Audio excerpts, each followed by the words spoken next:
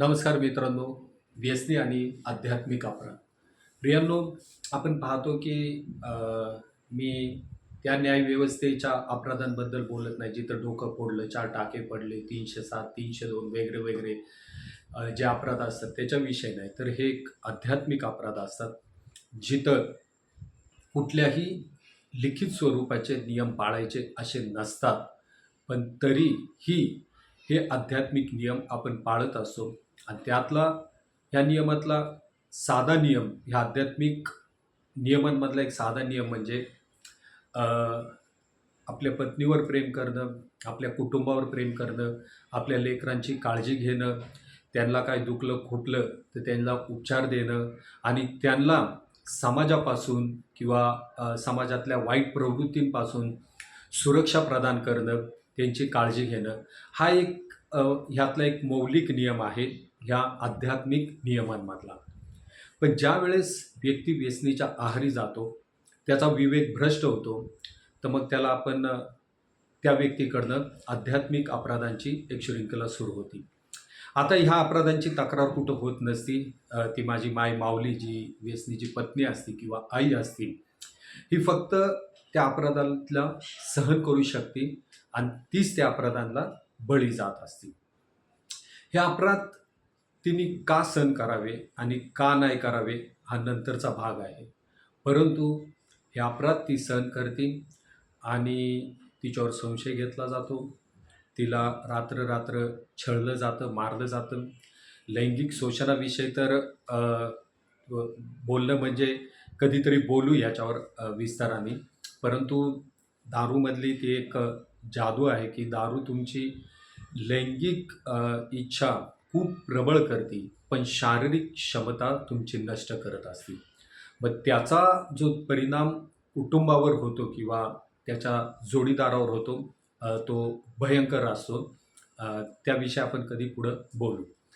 पण असे आध्यात्मिक अपराध हे सर्रास एका व्यसनीकडनं आपल्या कुटुंबावर होत असतात आणि ह्याचे विक्टिम जे असतात, हे बळी असतात, हे कुटुंबातलेच लोकं असतात आणि ह्याची तक्रारही कुठं केली जात नसते.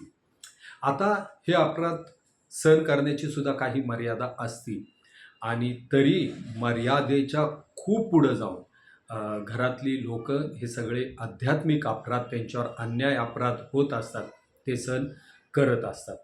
तर प्रियांनो, म्हणून सांगितलं जातं, की आध्यात्मिक अधोगती व्यसनधीनतेमध्ये बाकीच्या कायद्यांपेक्षा तो बाकी खूप गोष्टीचं क्लेरिफिकेशन छान देतो, की मी दारू पिऊन काय कोणाला बोलत नाही, मी दारू पिऊन काय कोणाशी वाईट वागत नाही, मी दारू पिऊन काम करतो, मी दारू पिऊन हे करतो. ते जे करतो ते सांगतो, पण जे करायचं राहून जातं, ते करतो त्याच्यापेक्षाही जे राहून जातं ते खूप सारं असतं आणि त्याच्यामध्ये कुटुंबाच्या प्रेमामध्ये, कुटुंबाच्या अधिकारामध्ये, कुटुंबाच्या जबाबदारीमध्ये दारूचं व्यसन एक भक्कम अशी भिंत तयार होती.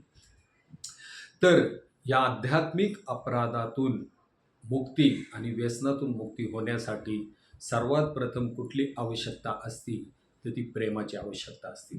प्रियांनो, खरोखरच माझं व्यसनाच्या अलीकडं, व्यसनाच्या पलीकडं आणि मी आजपर्यंत जेवढ्या व्यक्तींना पाहतोय, किंबहुना माझाही अनुभव असेल, तर मी कोणावर तरी प्रेम करतो, म्हणजे कुटुंबावर प्रेम करतो. त्या प्रेमापोटीच व्यसनमुक्त व्हावं, माझं व्यसन सुटावं हे मला वाटत होतं आणि आजही जितकी लोकं माझ्याकडे येत असतात, त्यांनाही वाटतं की हे कुठंतरी थांबावं. त्याच्यामागं प्रत्यक्ष अप्रत्यक्ष त्यांचं कोणाच्या तरी प्रती प्रेम असतं, हे कारण असतं. तर प्रियांनो, आध्यात्मिक अपराधांमध्ये सर्वात जास्त मोठा अपराध होतो, तो म्हणजे आपण प्रेम करायला विसरतो आणि प्रेमाबदली प्रेम देण्याची आपली ताकद नष्ट होती.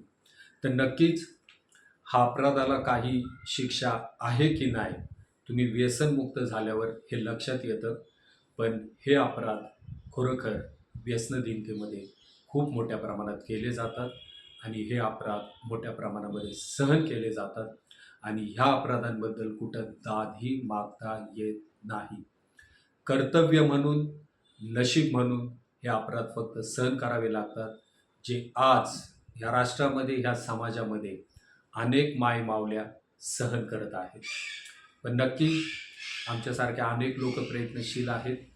ते नक्कीच तुमच्या दारापर्यंत आमचे संदेश पोहोचतील आणि तुमच्या कुटुंबामध्ये सुद्धा व्यसनमुक्तीचा एक किरण उगवल अशी मी आशा धरतो.